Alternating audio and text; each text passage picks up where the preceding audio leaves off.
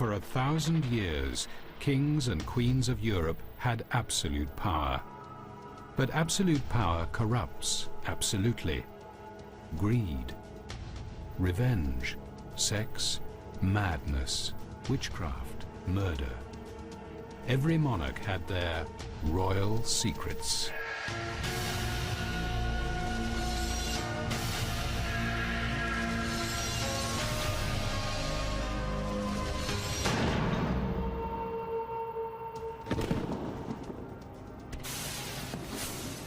Every year on the 5th of November, the British celebrate a plot to kill a king.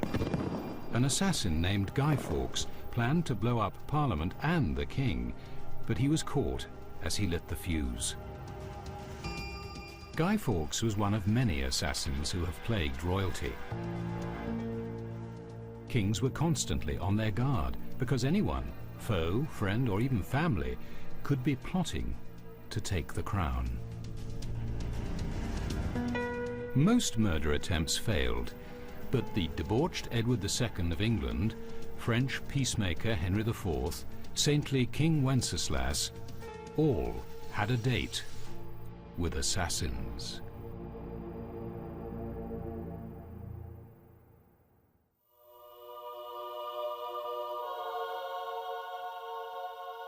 In the Czech capital of Prague, a chapel was built in the cathedral to honor the 10th century King Wenceslas. Murals on its walls depict the king's life and sudden death.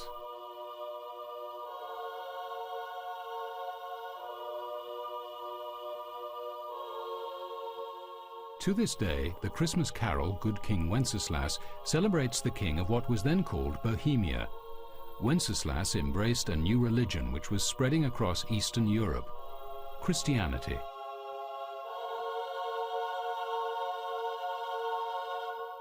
The arrival of Christianity tore families apart in the kingdom. Many still worshipped pagan idols.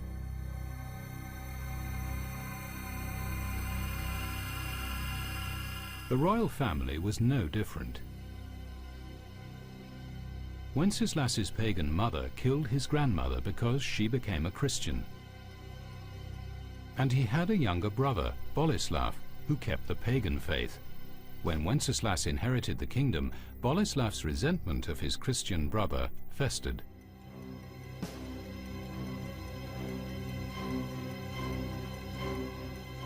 Wenceslas was so devoted to the new religion, he took a vow of chastity, guaranteeing he would never have an heir. When Boleslav had a son who would succeed when Wenceslas died, the royal line was destined to pass to the younger brother.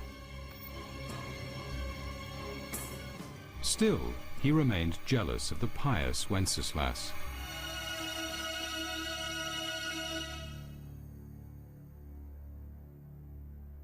Suddenly, in the autumn of 929, Boleslav declared he was converting to Christianity.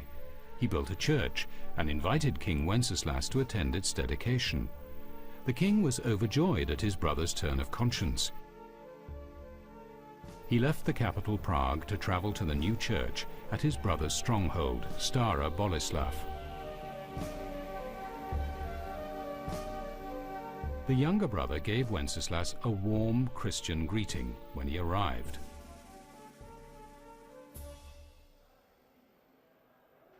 But that evening, a feast honoring the king's visit and Boleslav's conversion took on an ominous air. As the wine flowed, Boleslav's intoxicated knights forgot their reputed Christian piety.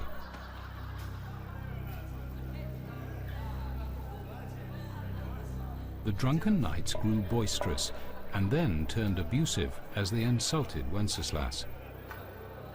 His brother Boleslav did little to restrain them. Tension grew as the knights stood with unsheathed swords, but King Wenceslas's guards challenged them.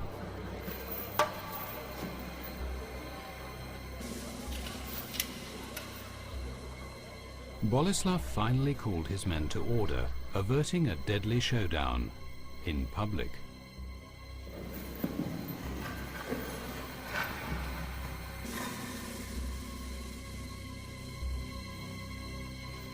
When Wenceslas got up to go to bed, the drunken knights crowded around, menacing him. The king mustered all his royal authority to force his way out.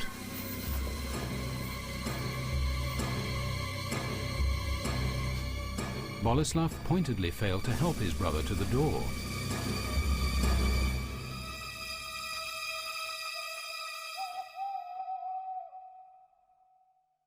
Boleslav's new church was to be consecrated the next day. The devout King Wenceslas rose early to pray, then set out to the church. He was alone.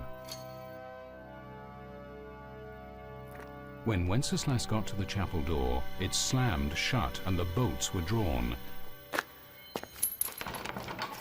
Wenceslas grasped the door handle, seeking sanctuary in the holy place, as Boleslav's men surrounded him. The men grabbed the king, dragging him to his younger brother's feet. Boleslav raised his sword and declared, "Yesterday I served thee as I could. Today, behold how brother serves brother."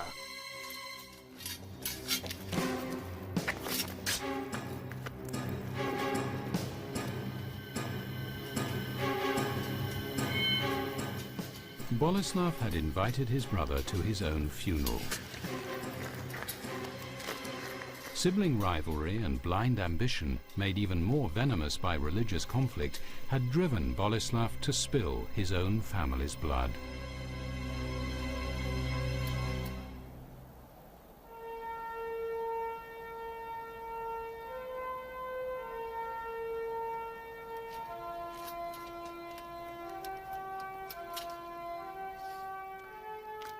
With Wenceslas dead, Boleslav seized power and vowed to rid his country of the new Christian religion. But the king's murder brought on a strange series of events.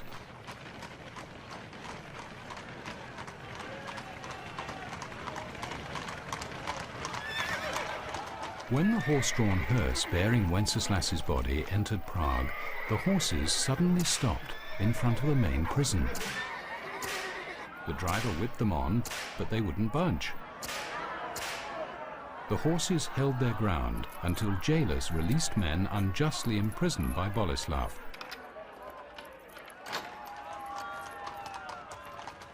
Only then would the horses move on.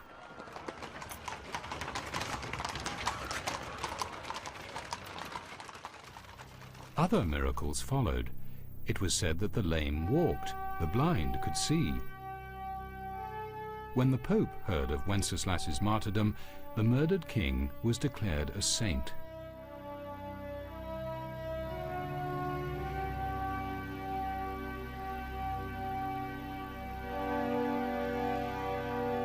The church then put pressure on Boleslav to show respect. He was forced to dig up his brother's body and move it to a new cathedral in the center of Prague. Saint Wenceslas's reputation spread across Europe. This sword and this helmet, relics of the king's last hours, have become national treasures.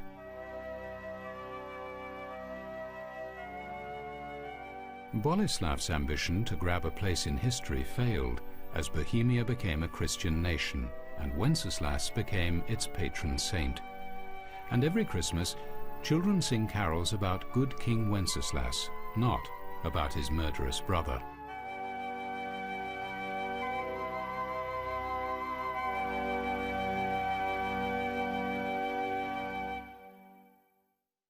Royal assassination came not only to the saintly. The evil sometimes had their just deserts. Witness the saga of England's Edward II. This unpopular royal ruled in the 1300s. His tyrannical reign blooded by gruesome executions. Official word claimed he died in his sleep. So in the last hours of his life, what were the awful screams coming from his window?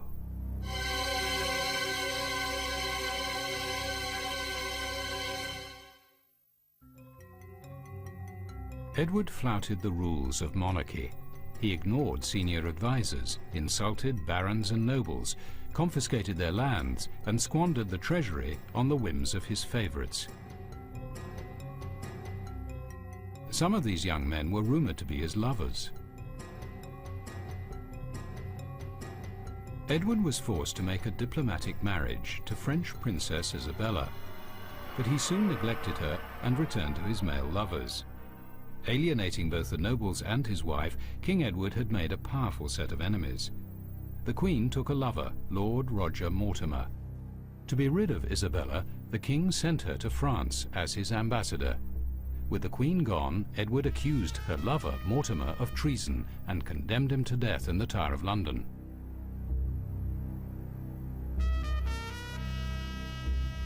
The night before his execution, Mortimer invited his guards to take a last glass of wine with him.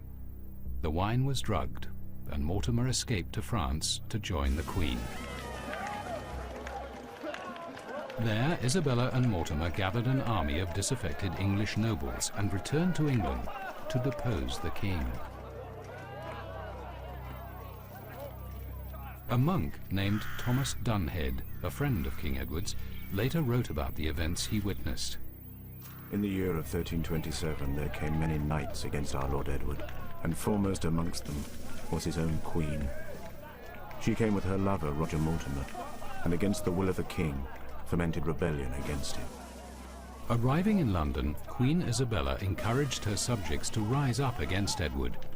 Sick of their corrupt king, Londoners responded to the Queen's words. A frenzied mob soon ran riot in the streets. The swarm dragged one of Edward's cronies, the Bishop of London, from his horse and cut his head off with a butcher's knife.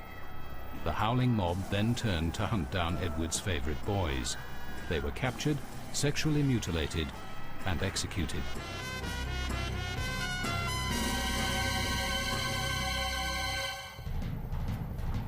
Edward realized all was lost and fled towards Wales, hoping to catch a ship to Ireland.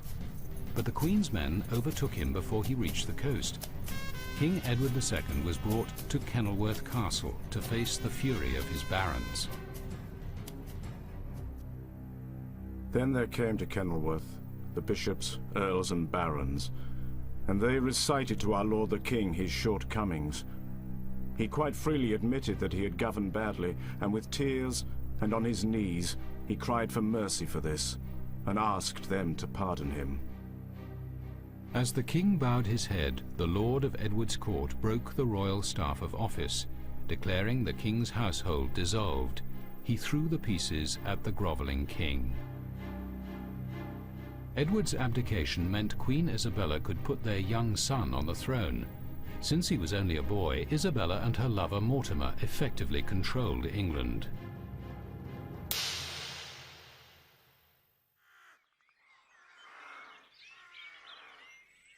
The disgraced king was locked up here at Berkeley Castle, while Isabella and Mortimer pondered Edward's fate.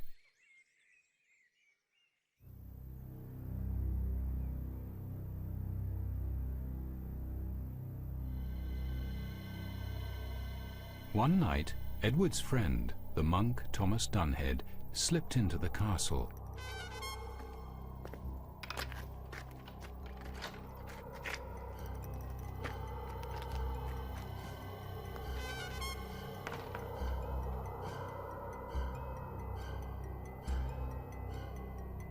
Under the guards' noses, Edward and Dunhead escaped.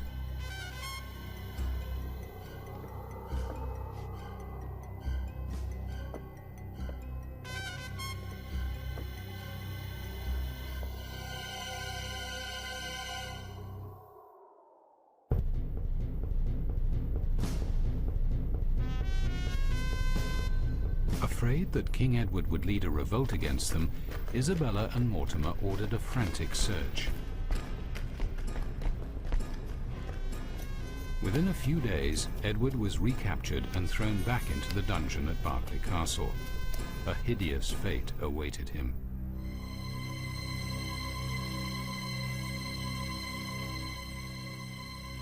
Isabella knew her position would never be safe while Edward lived. Mortimer sent a letter to Edward's jailers at Berkeley. Get rid of the king, but do it discreetly. The outright murder of a king anointed by God could easily provoke a rebellion against the perpetrators. There must be no sign of foul play.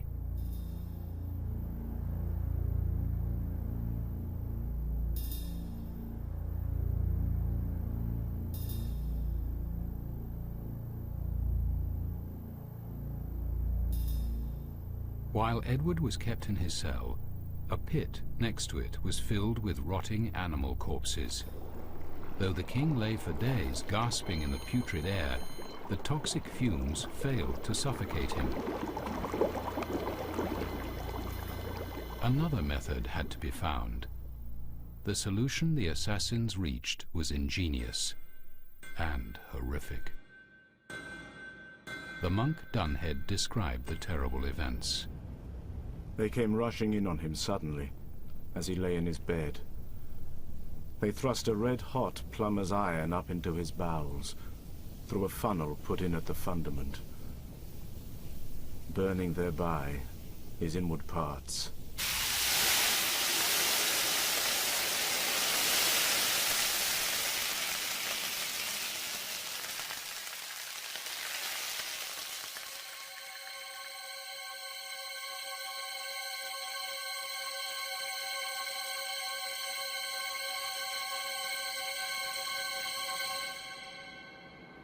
The king's death was excruciating. Even though the killers had taken care to make the murder as quiet as possible, several people on the other side of the castle walls heard screams that night, but they were too afraid to speak out.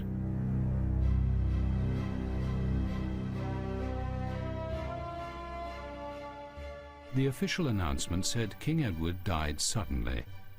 As he lay in state, no visible marks of violence were seen on his body. Edward was buried in Gloucester Cathedral, and a veil was drawn over the events. Rumours flew, but afraid of sharing the king's fate, no one dared to claim he had been murdered. Even the monk Thomas Dunhead refused to accuse Isabella and Mortimer, his new rulers. With regard to the king's decease, I prefer to say no more about the matter. For sometimes, lies are for the advantage of the many, and to tell the whole truth does harm.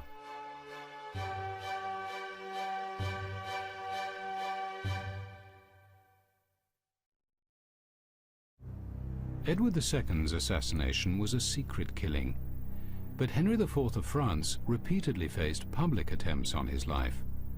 Ruling at a time of religious strife, Henry survived 19 assassination attempts by the time he was 53.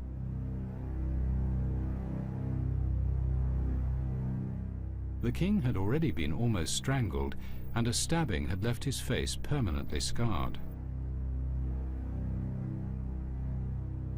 After yet another assassination attempt, this time with poison, Henry had all his food tasted. When his personal cook was away, the King of France dined only on boiled eggs.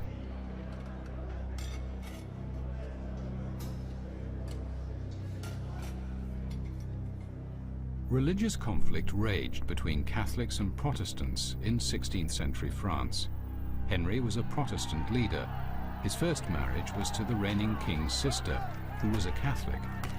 When Henry's Protestant friends gathered to celebrate the marriage, Catholics attacked them. 3,000 were slaughtered in the infamous St. Bartholomew's Eve massacre.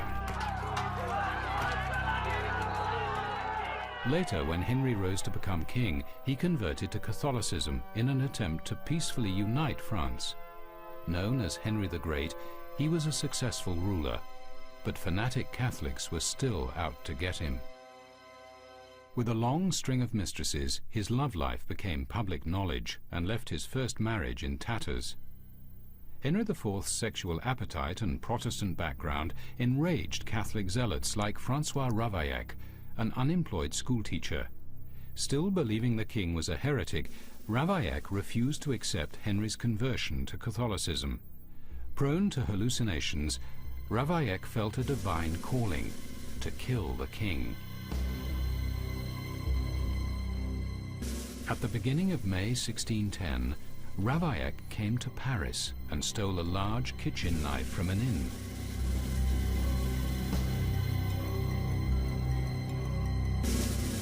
For days he stalked Henry, but he couldn't get past the king's guards. By Friday, May the 14th, the deranged Ravaillac was about to give up his mission when fate intervened. On the same day, King Henry was preparing to greet his second wife, who had been crowned in Rheims Cathedral and was to make a ceremonial entrance into Paris. A day of festivities was planned. That afternoon, the king set out to inspect preparations for her arrival.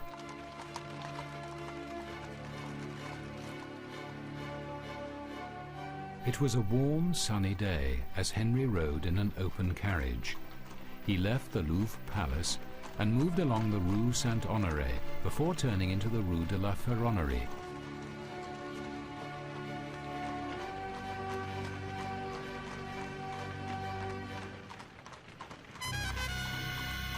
By coincidence, Ravaillac was walking down the same street at the same time.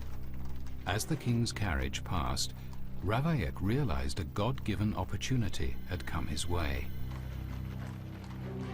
Henry and his companion were completely unaware of any danger to the king. After surviving 19 attempts on his life, Henry's luck was finally running out.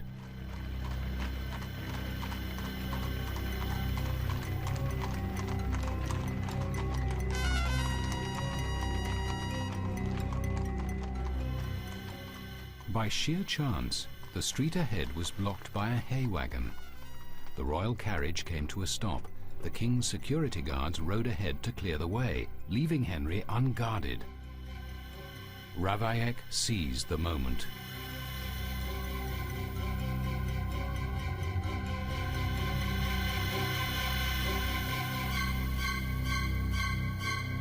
He plunged the knife into Henry's chest, just above his heart.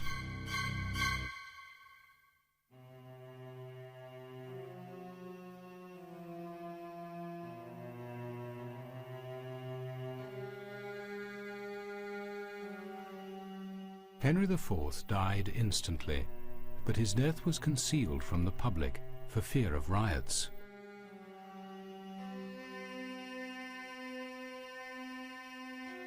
After so many attempts on Henry's life, an assassin had finally succeeded.